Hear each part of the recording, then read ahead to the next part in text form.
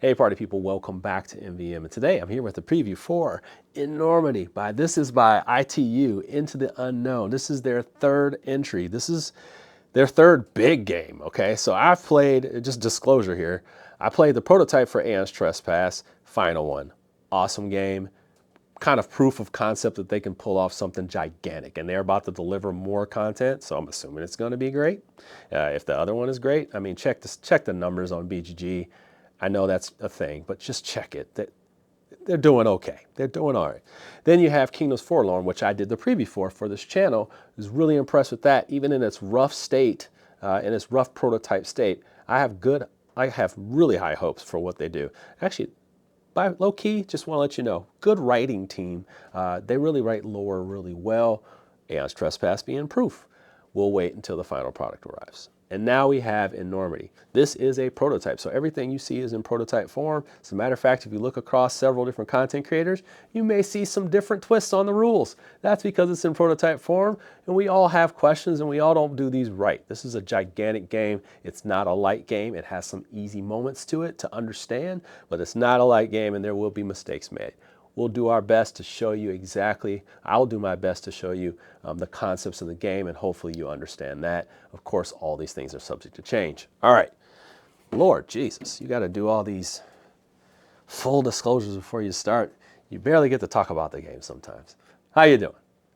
We have Enormity here on my table. Enormity is a 1 to 4 player game. These scenarios can take about an hour and a half, pretty much about an hour and a half after you set up and stuff, get running. You are playing 4 characters. These 4 characters are spacers. They have arrived on this derelict ship, and there are blips moving around, things moving around, and of course, there are these intruders. This is an aliens theme type game. If aliens, if you're used to that kind of stuff, boy, they just keep doing these aliens movies. That's a sidebar here. But the games, this one is a full cooperative game, out of the box. There's no competitive from what I know at all. And you are trying to find out information. You can have an extraction where you're just going out trying to find certain things, complete a mission, and then get up out of there before everything goes sideways.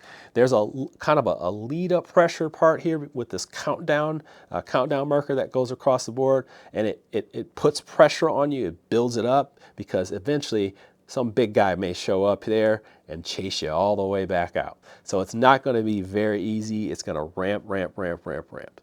We'll talk about that as we move along. But let me just go ahead and dig into it. We're gonna be here for a hot minute. Try to pay attention to this stuff. There's a lot of details I may miss out on. We'll get there. All right, here we go. What you're looking at is a layout for an extraction mission. They come on these cards, and they also come from this little lore book over here, this mythos book. For the demo that we had this mythos book that has specific cards and things like that. The first one was kind of a walkthrough, Dark Side of the Sun. Then we had a boss fight over here. I did not do the boss fight, but I did do this one, The Ship is Alive, the extraction one right here. And they give you the layout for it. They also tell you what's going to happen. As a matter of fact, they give you options for this stuff.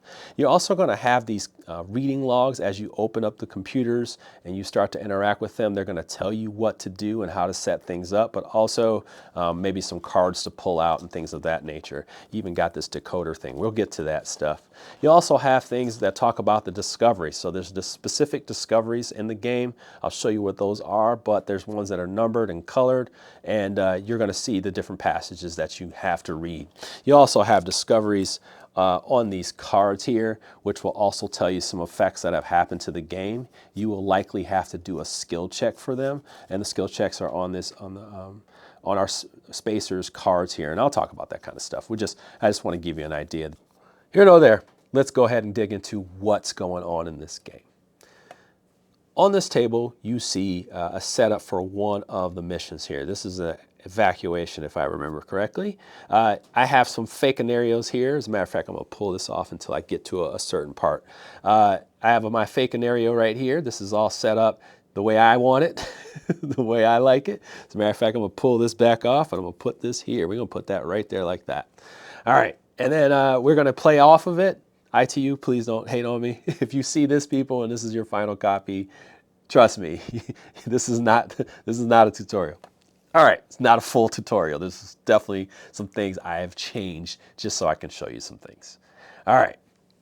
So what you're seeing here is the layout. They have these coordinates right here to kind of tell you where things are. Sometimes it'll say put it on I-4 or whatever. There's actually some things that show coordinates. We'll talk about that.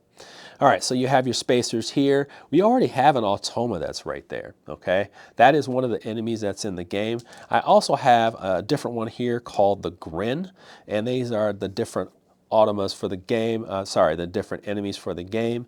They can also have unique species that come out here and they put them on the card that changes their stats, but we'll get into that a little bit later when we get to their phase.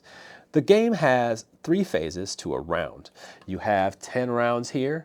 This is kind of the phases of the countdown, so you'll be moving across this countdown, resolving these as you hit them. The countdown actually goes like this. Just for the space sake, I have it like this. So you have all the way down to 1, and as you can see, certain things will be revealed as you move across there. These also move the story forward, so you'll always have something going on that seems unpredictable, especially when these discoveries are face down. You don't know what the numbers or the letters, the numbers or the colors are going to be, and they have different numbers and colors. So that's what you're trying to, you just never know. You just never know. All right, so you have these different engrams over here. These are going to have, not only are they going to have resources that you use during the game, during your session, you'll also have, in between sessions, you'll have these, the other side of them that can be used for upgrades and stuff like that. I believe you also have what's called Enormity. Those are used to level up yourself as well. Nothing in the demo really goes to full-on leveling up from what I have played. So there's a lot of different things that you can do in this game that are unlocked in the full game, but you're playing a more demo kind of condensed stuff that's going on in here. And haven't played the boss match. All I did was kind of play around with some of the mechanics and go through this one right here. Different form. Anyway, so during the countdown, we will be moving across this here. The white signifying, yeah, it's kind of calm around here. Nothing's crazy. We don't hear anything.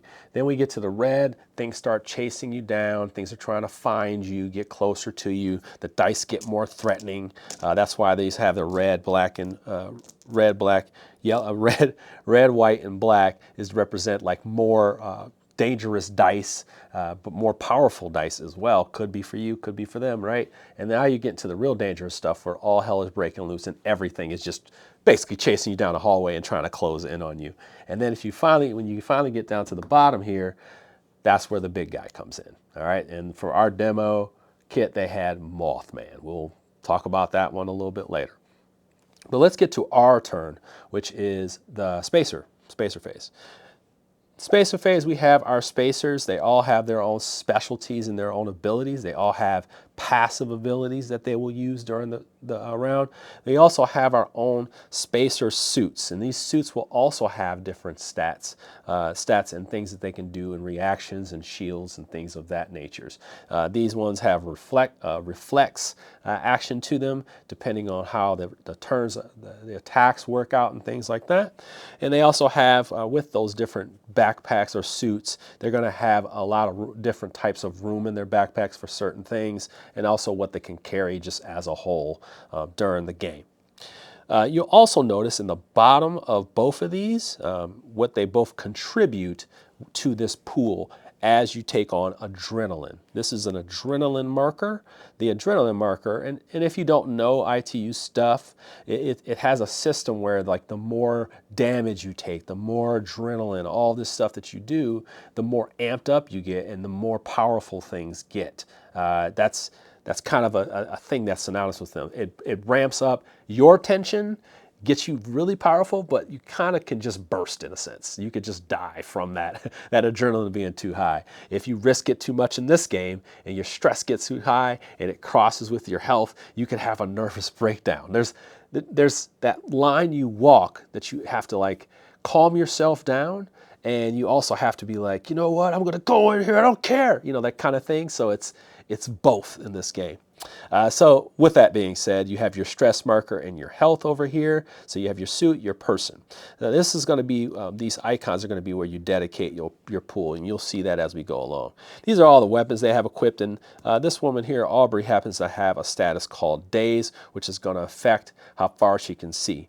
And that's synonymous for all of these people. They have their own abilities, but the things they have in common are these action cards. And on your turn, you're going to be able to play 3 of them. They are double-sided, so they have different actions on them. And if you have what's called an exert, you can play the exert to play the opposite of one of the cards you just played. So that way you can get more actions out, but that does count for future rounds until you take a breath to so you can play less cards. So you're overexerting yourself. You don't want to continuously do that, but you may have to get things done. You're worried you don't have enough time to get up out of there maybe. All right, so let's just play maybe a turn or 2 of us, and then give you an idea of some of the mechanics in the game, and then also show you what the intruders do, and just come back and talk about more. So for example, we are going to actually get moving so we can unlock this noise mechanic. So the first thing we're going to do is a steady walk, and a steady walk just basically means we don't care. We just kind of hoop-a-doo, doop-a-doo, 1 and 2. All right, so this is a grid-based system, so you're just moving the grid base. This also has a direction on it, so you know which direction you're going. And when I step on a discovery, I just flip that over. It has a color, it has a number, that may matter. So then you go to the Mythos book, you look in the back here. If it's a specific discovery from these cards, you would have that as well. For the demo, they actually have them in the have these inside the book, and then you will resolve that. I'm not going to resolve that, but like I said, there are some stories and different things that happen based on that. But let's get into the noise mechanic, because I made noise by moving around. You are going to roll as many dice as you see blips. Blips represent these unknowns that are walking around the area within the pipes and different things like that. Think aliens, right? And they're going to be moving determined by how peaceful, I just call it peaceful it is, and then how, it's starting to get crazy where they actually start to move towards you and hunt you down. And then you have black, which they're just beelining straight towards you to reveal themselves, possibly attack you, possibly nothing. We don't know. These blips are random. You don't know until they come near you, or you scout for them and you use your light to kind of find them.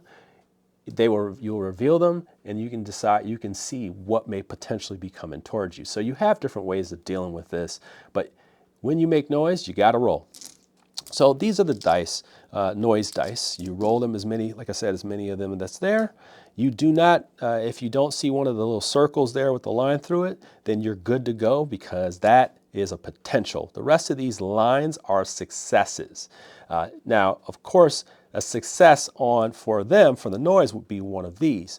What I would do after I roll this is I would assign that to each one of these enemies, potential ones, and then if it has one of these on it, while I'm in the white right here, I can just move this one that way. And it continues moving in the directions they have. So some of these are just moving left, moving right. They're not necessarily coming after you right now, okay? So that's different. If I was over, let's say 5, right? If I was in 5, those guys, they would actually turn towards me and start moving this way towards these people here, the person who makes the noise, because they follow the people who make the noise. This is a little noise marker, so they would start beelining towards her because she's making all that noise. All right, the next thing I want to do, and by the way, the weapons here, you can do a fast reload, so you at least get one bullet in there. Bullets are restricted. You're not just firing in this game. But if you have a heavy one, you have to actually take some more time to reload in this game, and that is full on rearm. So you're trying to get all the bullets put in there and stuff like that. The next one we're going to do like the big card here, and this one is performance. Performance has a whole bunch of things that you can do, but it's going to push up this, what we call adrenaline. Now, I was referring to that before. This marker represents the adrenaline. It will move this way like that. Now, what we'll do is we'll perform the action. We can scout. Scout means we'll look at our suit, and it has a distance number on it, and we'll roll a die. And if a blip was, let's say here, within our distance, it's about 2 away, we could roll to see if we see it. So if we do that and we get a success, which we did, we could flip this and look at it. And if there's a blip there, we know that this is going to be an enemy that's going to come up. So we can prepare for that, move away from it. We can basically reveal it and then fight it. We can do that if we want to, but we know what's coming. We know what's coming up. Until it comes here and it comes after us and it's right there, we're good to go. But if we move towards it, we can move past it. It's kind of like thematically you're sneaking past it. We can scavenge, and scavenge is how you interact with things. If you're near one of these or one of these caches and things like that, you can interact with them during the game. So those are ways you pick up stuff. If I go through one of these cache things right here, I actually have this deck of cards that come from envelopes that represent the scenarios in the game. There's envelopes, you have different decks and cards and discoveries that are in there that you don't open until. I got some over there. I probably should have brought them over here. But you have this deck where you can pull cards from under there, and these cards will have different things that you can get. Ooh, there's some cool stuff in here. I didn't, ooh, what's that? I'm not going to ruin, okay, I'm not going to spoil it. But they also have opposite sides that will, you know, that have more powered up stuff. I'm assuming that just comes from campaign stuff. You know, like I didn't even get to dig into all this stuff. There's a lot of content in this actual, there's actually quite a bit of content in this prototype, by the way. So let's say I interact with this computer here. I'm going to scavenge, but I just want to talk about this full reload. You just reload your whole thing and rationalize. This will help you start to calm down with your adrenaline. We have rationalize. It'll say you lose 2 stress. So then the stress will go down. Okay, so my stress would go down if I wanted to do that. I also can, I talked about scout, I talked about scavenge, catch a breath. So that will lower my adrenaline. So there's all these different types of things you can do. But since I did that action and I am scouting and scavenging, I would put these gems, put these engrams in there. So these are all different things. You put them in a pool. Okay, so I'm looking to the left of this, and I'm going to put these all in a pool. I'll talk about what they are in a second, but I'm just going to put them all in here. And we got these 2 here. All right, cool. So all of these emblems here, these chits here, represent different things that I'm going to basically donate or contribute to a pool that after I'm done, these will move over to the active side and I can use them. So I have done that action here. Let's say I interacted with that. It tells me, hey, you got all this data. You opened the door. You open this door. You've unlocked those doors. These all have unlocked. That could be cool. That could be bad because maybe there's some things that will come because this is open. Let's just say I did that. Fake scenario, folks, fake scenario, all right? So yeah, let's say I unlocked all that. That would be my turn for that. And then lastly, I can start moving again. So maybe I want to move 2 spaces, but then I'm going to gain some stress. So I'll gain some stress and then I will move, okay? So maybe I don't want to walk that line, but I'm going to do it. So I want to go ahead, gain some stress, and then move 2 spaces. 1, 2. I may have repeated that card. Move 2 spaces. I think I just repeated that card. Let's move 3 spaces, sorry. Move 3 spaces. So we're going to move 3 spaces. We check for noise again. Roll. All right. Now, since I have one of these in here, I will assign it to this one here, move these over here, and then this one will move, okay, like that. Done. That is my turn. Now, once my turn is over, these slide in here like this, and now they are available for the next player. I'm just going to move them over to this one here. They didn't have any identifiers here, so I've just been kind of trying to memorize these on my own, but I'm just going to play with these the way I have it. Now, I'm going to go deeper into actual characters here. So each one of these characters has their own passive ability. It says, if the incoming or active pool is empty, or incoming or active pool is empty, gain 1 stress to place 2 confidence tokens in there. And I'm just going to raise some stress. I'm going stress hard. So I'm going to put 2 of those in there. We're going to put 2 confidence in there. It says optimization. An adjacent spacer performs a fast reload. So I have these different abilities that I can can use by positioning, contributing to these things, contributing to our pool here. But let me go ahead and keep diving into this pool. You have these different tokens that will help you with different setups. So you have, like I said before, when you get this and you would possibly have these chase after you, you can use this to eliminate this.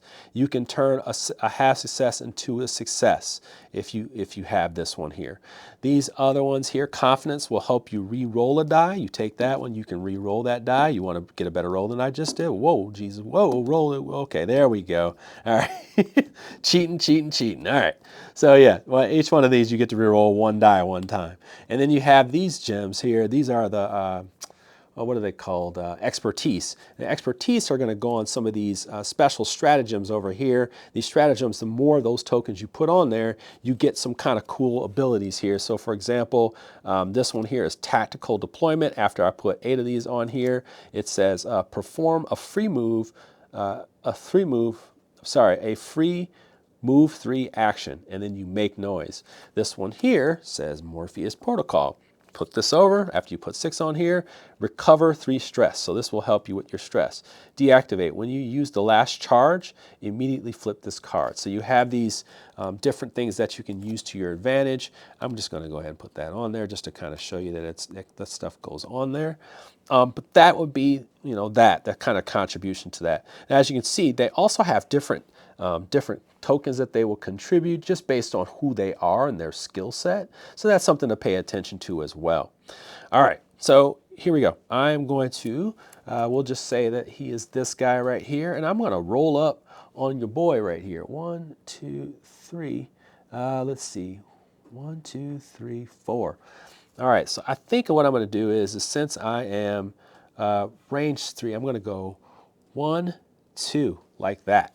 All right, so I'll go 1, 2, and I'm looking for, I'm looking for that. Let's see, so my stress is 5, perfect. Okay, so I would move 2, and when I move 2, I have to roll. All right, cool, nothing, nobody, anything. I would put those die on there, nothing moves. By the way, this is out of the way, sorry. All right, and now I'm going to do this. I'm going to perform an attack. Now, I'm going to choose my target. My card says that it's 3 away, okay? So I can have 3 distance. I get to roll 3 white dice. I have 5 stress. I happen to have 5 stress, so I'm going to be able to roll an extra die. It says that as well. I also have to have two criticals, and criticals are these little red slashes over here. Now, I will tell you, better weapons have better dice. Like this one right here, I get to roll 2 red dice, which have more stuff. And then also, if I had 5 stress, I get automatic 2 hits on it already. This one also has burst, so it can hit multiple things. So you have these different pretty cool weapons that come out of discovering more things, opening more caches and things of that nature. But I'm just going to give this one a go. All right, so I'm going to go, I'm going to roll, let's see, 1, 2, 3, 4 dice, 4 white dice. And what am I trying to beat? Now, each one of these guys has different health, and it depends on where you are on that, what I'm calling the peace track. It's the countdown track. But this one says he has 4 health, so we have to actually hit them by getting 4. All right, so we have to take out 4. So we'll use our confidence pool. We'll use all this stuff to help with us here. So we'll roll. Looks like we got 1, 2, 3. Now I'm going to use this confidence token here. Roll. All right, cool. So then I got 4. Now they just take that damage. That's 4. That gives you a hit. That's how I see it. You are trying to hit not 4 hits, but you're trying to get 4. And then if you do that, you have hit them, they die. All right, now there are ones that of course take multiple hits and things of that nature, but that's typically how this one works. This guy would be blown to smithereens, they're gone, okay? That's kind of how these work. Very, very easy system, but let's just say like I got a half success, I can use this guy here to make it a full success, things like that. So you have these different ways that you can mitigate dice and get them done. You could even have something else, maybe that one of these guys supports the other one just by being there, or they have like a, hey, this is what's gonna happen. Now, The enemy also can respond to this. So they may have a reflex here that's, that says, hey, if you attack me, this is what happens in response to that. So it says, place 2 fungal colony terrain on the intruder's former space, and if there is less than 2 automas or blips on the board, immediately spawn 1 blip. So now it's going to leave these nasty little spawn things here, and these fungal things cause a condition in this particular scenario. So you want to stay away from these. You actually get a card here. It's called Insidious Infection. So you got to watch out for that stuff because it spreads, starts messing with you, starts messing with your mind and things of that nature. All right. So what other things can you do in this game? Well, eventually what's going to happen is enemies are going to get a chance to go. And I'm just going to simulate a couple things for you just to give you an idea of what's going on. First and foremost, if you either scout or this enemy comes towards you, you would flip this over. And like I said, we were flipping that over. There's an opportunity for red or white to come. And I'm just going to throw this in here. Just feel me on this.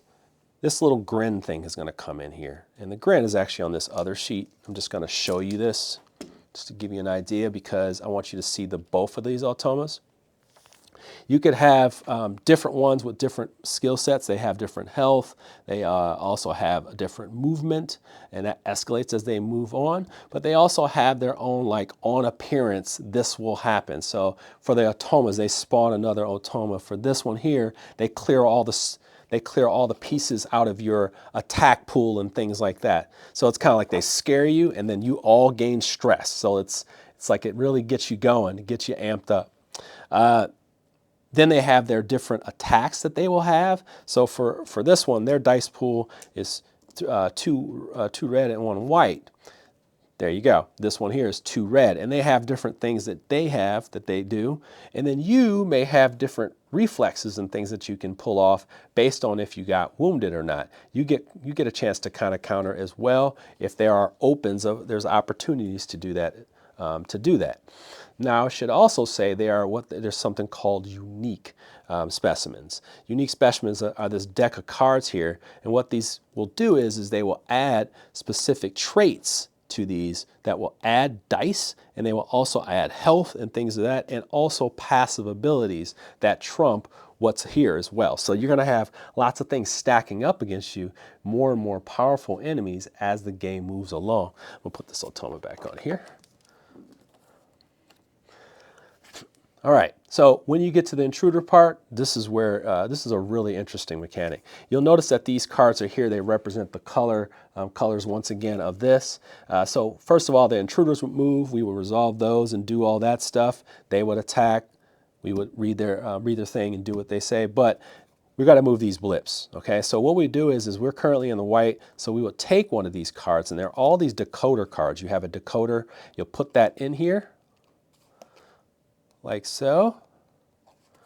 All right, and you'll take a look at it. Now you can't 100% see that. Let me see if maybe you can see that. But I'll have a picture on it. You'll take this and you'll look at the person who last made noise. Let's just say this guy made noise right here. So we'll say he made noise. What we would do is we would line this up with him, and then we would look at the quadrants that are based off of where they're at. Now, if there was a blip over here, it would move once, and that's based on these little noise markers here. This one here is in the bottom right, it moves once. This one over here, okay, if there was a blip, it would move 2 spaces. This one right here, it would move 2 spaces. And like I said, if we are in the red, they would start to move towards us. But for right now, in the white, they just go the direction they're going. They kind of about face and turn around and go the other way until things start to change. Things start to change as we move around in this round. All right, so that would be their part. Enemies attack if they attack, and then that would be the round, okay? And then we move on to the next round. And like I said, as you move on, you may discover some more stuff. So now you're flipping this stuff over. And as you make these discoveries, you will also, this is the extraction point thing, it would actually move down and closer to the end. And then that's where you would find your final, maybe your final destination, which it'll tell you. I believe in this scenario, it's actually on the setup page, and you're going to go, boom, you're going to go back here, and go all the way back to E1, and then you're going to evacuate there. So just keep that in mind. This is very much a like Metroidish type game where certain stuff is going on. You're kind of discovering things like the screen is moving like that in a kind of sense, like a old school video game. If you guys remember that kind of stuff, the screen would move and then you would like walk out and then it'd be like, boom, you know, that kind of thing. Anyway, so you're trying to get up out of there. But by the time you do this, something big may arrive, okay? Like the Mothman. Now the Mothman actually on the other side here has its own AI deck, a little bit more complicated. It's got levels, it's got different levels, 1, 2, and 3. The AI cards are on the back here. On the back, they're very, very easy to understand. I wish I could tell you more about them. You can actually start out the scenario in this one with the Mothman in it. So I was like, nah, I'm good. Like I'm so good.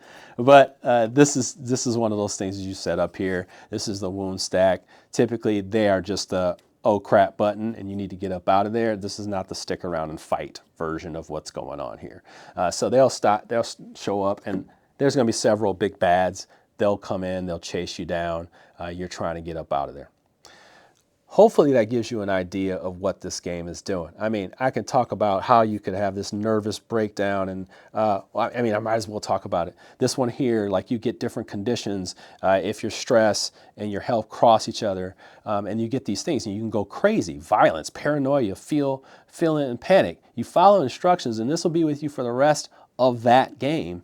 But if you get out of it, if you get through it, you may have something awesome that happens to you as well. So it helps you out, okay? So that's a really interesting mechanic. There's also these different conditions. I talked about exert a little bit, but once again, this helps you take more actions.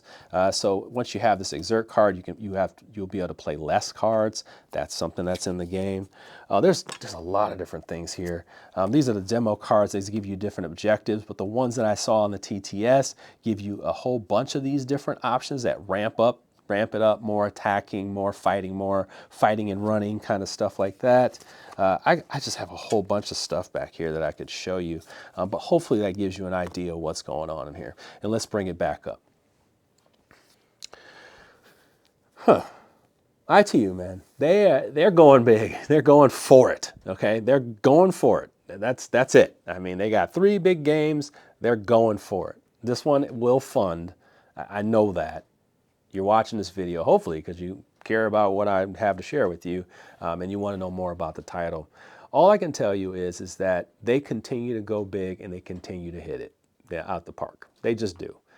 This game, while it's in its early form, really hits the feeling that I want in a Aliens type game, franchise type game. This is the type of feel that I want, fully cooperative, really immersive, creating fear. It creates a fear. Doesn't feel like it in the beginning. Doesn't feel like it when the blips are moving around. You're like, whatever. And then as it starts to ramp up, you start to see how this can be overwhelming. And then you start to feel with these enemies and they get so hard, they're chucking these hard dice and you're like, oh crap, man. Like, I got my ammo, I'm losing, you know, I'm running out of ammo. I got to sit and aim. I got to get all this stuff ready. I'm running out. You start to have this pressure, and if you take some damage, you start to get freaked out, you know, like you got all these pool tokens, you got all these tokens, and you're thinking like, I'm good. As long as I keep producing all these tokens, I'm so good. But you're walking a line. And there's something about ITU games where they create this pressure and power and feeling of awesomeness and mixed with this like, oh my God, it can all fall apart. That's just something I really appreciate about their designs. And yet again, they found another way to create that intensity and action-packed stuff that I'm looking for in this type of genre. And they do it so well. They just do it so well. So hopefully that gives you an idea of what's going on in Enormity. I try to give you the essence of it. Hopefully I didn't give away too much. But hopefully I helped you make an informed backing decision, because I can never tell you what to do with your money. I will not tell you what to do with your money. This is a sponsored video, so if there's any opinion in there you're like, come on, dude, I already love their game, so whatever, right?